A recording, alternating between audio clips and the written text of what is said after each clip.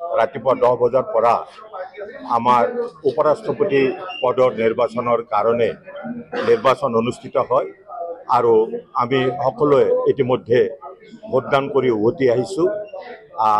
আমাৰ যিগৰাকী মনোনীত প্ৰাৰ্থী CP ৰাধাকৃষ্ণন ডাঙৰীয়া, তেখেত অকল এজন ৰাজ্যপালেই নহয়, তেখেত এজন বিজ্ঞ আৰু অতি আগশাৰীৰ ভাৰতবৰ্ষৰ এজন আগশাৰীৰ নেতা।